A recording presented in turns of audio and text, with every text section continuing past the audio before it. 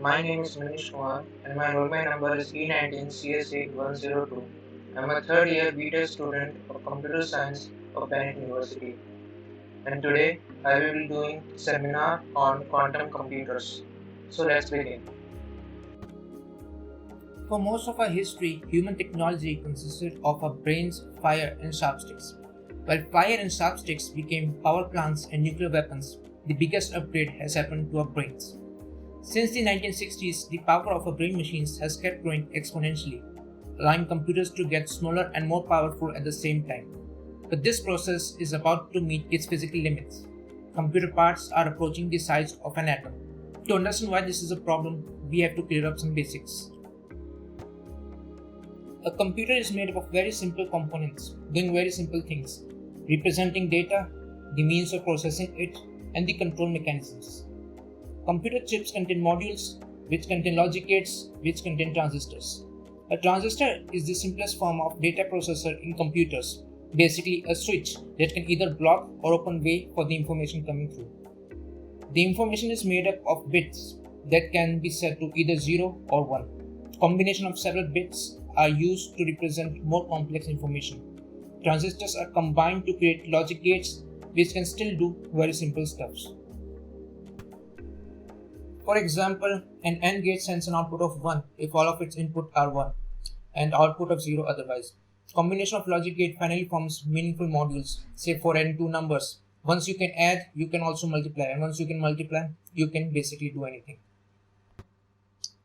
Since all the basic operations are simpler than first grade math, you can imagine a computer as a group of 7-year-olds really answering simple basic mathematical questions. A large enough bunch of them could basically compute anything from astrophysics to Zelda. However, with parts getting tinier and tinier, quantum physics is making things tricky. In a nutshell, a transistor is just an electric switch. Electricity is electrons moving from one place to another. So a switch is passage that can block electrons from moving in one direction. Today, a typical scale for transistor is 14 nanometers, which is 8 times less than that of HIV virus diameter and 500 times smaller than that of red blood cell. As transistors are shrinking to the size of few atoms, electrons may just transfer themselves to other side of blocked passage by the process called quantum tunneling. In the quantum realm, physics works quite differently from the predictable way we are used to. The traditional computers just stop making sense. We are approaching a real physical barrier to our technological process. To solve this problem, scientists are trying to use the unusual quantum properties to their advantage by building quantum computers.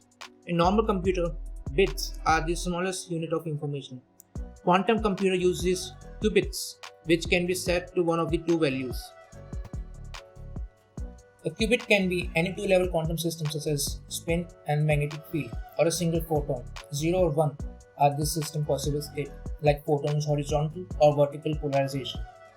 In the quantum world, the qubit doesn't have to be in just one of these states. It can be in any proportion of both states at once. This is called superposition. But as soon as you test its values, say by sending a photon through a filter, it has to decide to be either vertically or horizontally polarized. So as long as it is unobserved, the qubit is in superposition of probabilities for 0 and 1, and you can predict which it will be. But the instant you measure it, it collapses into one of the definite states. Superposition is a game changer. 4 classical bits can be in one of 2 to the power 4 different configurations at a time. That's 16 possible configurations, out of which you can use just one. 4 qubits in superposition, however, can be in all of those 16 combinations at once. This number grows exponentially with each extra qubit. 20 of them can already store a million values in parallel. A really weird and intuitive property qubits have is entanglement, a close connection that makes each of the qubits react to a change in other state instantaneously, no matter how far they are apart. This means when measuring just one entangled qubit, you can deduce the properties of its partner without having to look. Qubit manipulation is a mind bender as well. A normal logic gate gets a simple set of input and produces one definite output. A quantum gate manipulates an input of superposition, rotate probabilities, and produces another superposition as its output. So a quantum computer sets up some qubits, applies quantum gates to entangle them, and manipulate probabilities. and then finally measure the outcome, collapsing superposition to an actual sequence of zeros and ones. What this means is that you get the entire lot of calculation that are possible with your setup all done at the same time. Ultimately, you can only measure one of the results and it will be only probably be the one you want. So you may have to double check and try again. But cleverly exploiting superposition and entanglement, this can be exponentially more efficient than it would ever be possible on a normal computer. So while quantum computers will probably not replace our home computer in some areas, they are vastly superior. One of them is database searching. To find something in database, a normal computer may have to test every single of its entities. Quantum computer algorithms need only square root of that time, which for large database is huge difference. Most famous use of quantum computer is ruining IT security. Right now, your browsing, email, and banking data are being kept secure by an encryption system in which you give everyone a public key to encode message only you can decode. The problem is that this public key can be used to calculate your secret private key.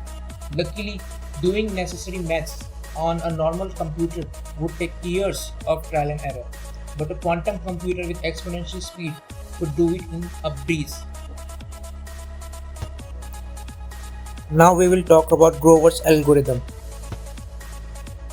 Grover's algorithm, also called the amplitude amplification trick, is a way of increasing the chances that we will observe a quantum system in a particular state that we are interested in.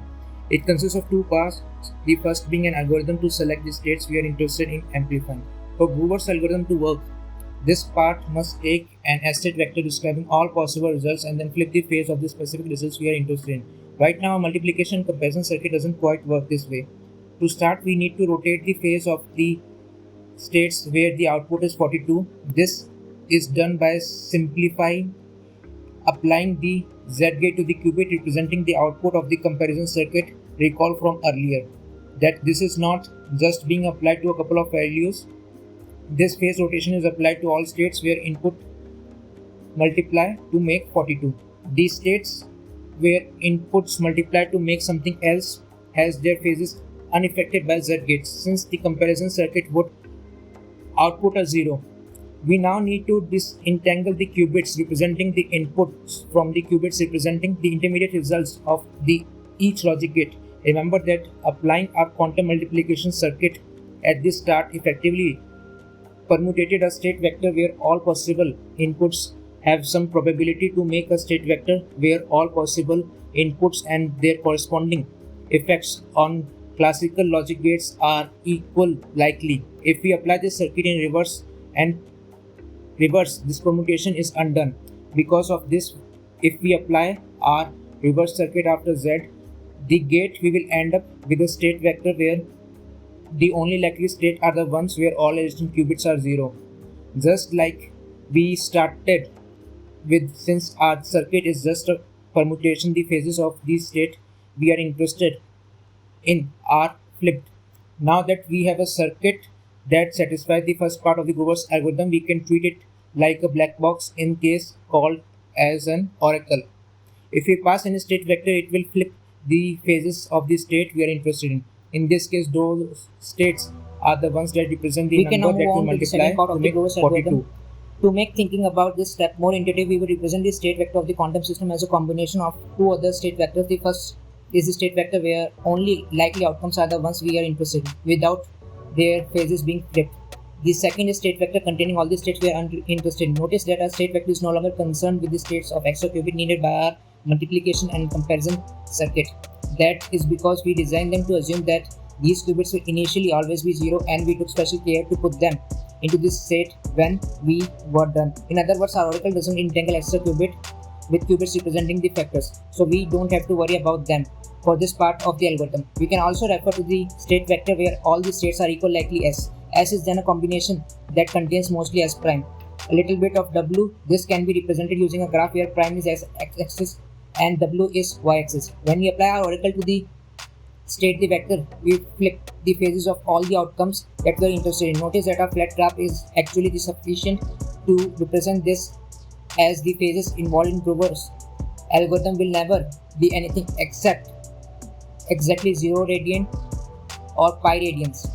The next step is then flip our state vector across S. In other words, if we express our state of vector in terms of S, we want to flip the face of all components perpendicular to S. The second step is called diffusion. The way this diffusion is transformed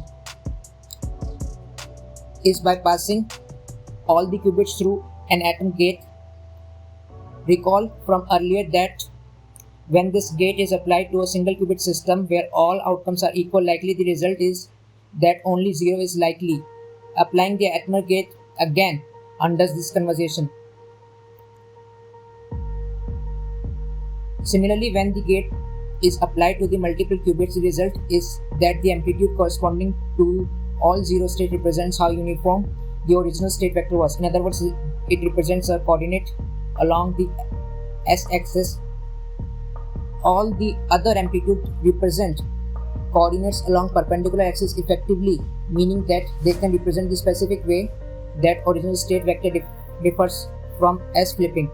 These phases then flips the state vector across S. We will finish up by applying the atom gate to the all qubits a second time to undo the coordinate transformation we have required.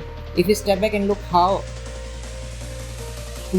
these step works out graphically, notice that how state vector ended up pointed towards W and less towards S prime. If we repeat in this process, we notice that this effect gets stronger every time, but all this ends up meaning is that if we are looking for interesting states out of n possible states, the number of times we need to repeat this process is square root of n over n. This is another illustration of power of quantum computing, with classical computing searching through n items often take n computations, especially with the problem of factoring a number. There is little that can be done to avoid searching through a large number of problem combinations to try and find at least the multiplies of a number of interest. Finally, we have completed our algorithm by applying the steps of Brodler's algorithm 10 times. We will produce an integral system of qubits that we are likely to be observed as representing number that multiply to 42. So in this part we will do simulation on QSIM circ. So let's begin. First we will install the circ and QSIM packages. Simulating the circ circuits with QSIM is easy. We just have to define the circuit as we normally would. Then we will create a QSIM simulator to perform the simulation. This object implements circ simulation.py interfaces, so we can drop it anywhere the basic circ simulation is used. In full state vector simulation, QSIM is optimized for computing the final state vector of the circuit. We will try it by running the example below. To sample from the state, we can invoke circ's sample state vector method.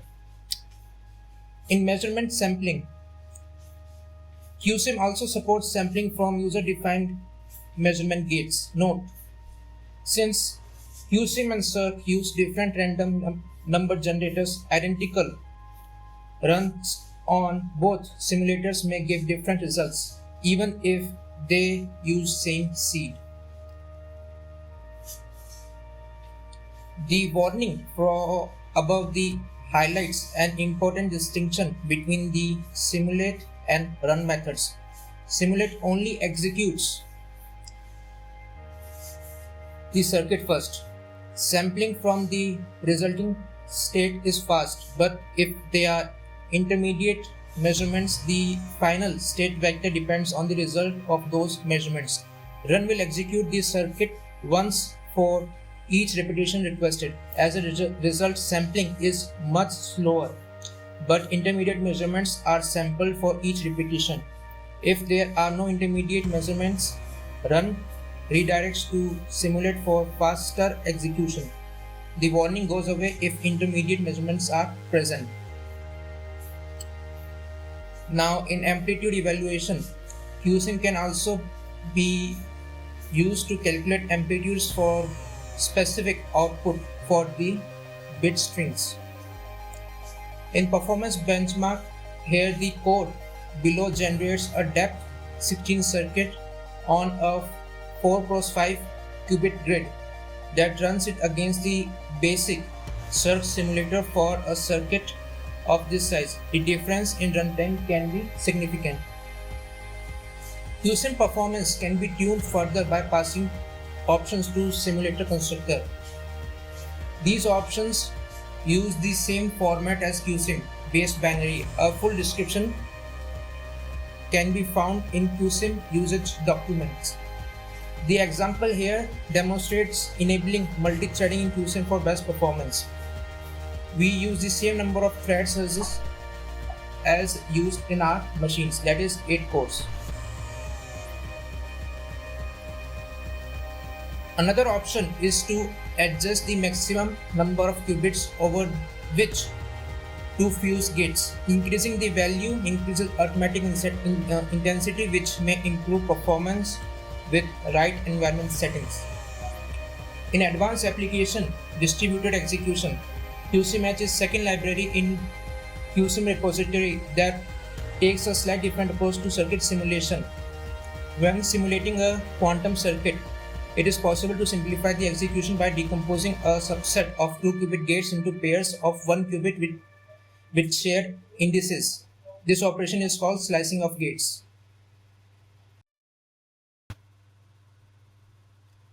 QCMS take advantages of slicing operations by selecting a set of gates to slice and assign each possible value of shared indices across a set of executor running in parallel. By adding up the results afterward, the total state can be recovered. In order to let QSIM know how we want to speed up circuit, we need to pass it some additional options. More details can be found in QSIM usage documents, and the fundamental options are explained here. Now, to run the other side of the cut and add together, the results of normal QSIM simulation are shown in the comparison. The key point to note here is that result 0 and result 1 are completely independent. They can run in parallel on 2 separate machines with no communication between the two. Getting the full result requires 2 raised to the power p executions, but each individual result is much cheaper to calculate than trying to do the whole circuit at once. Another really exciting new use is simulations. Simulations of quantum world are very intense on resources, and even for bigger structures such as molecules, they often lack accuracy. Quantum simulations could provide new insight into proteins that might revolutionize medicines. Right now, we don't know if quantum computers will be just a specialized tool or a big revolution for humanity. We have no idea where the limits of technology are, and there is only one way to find out.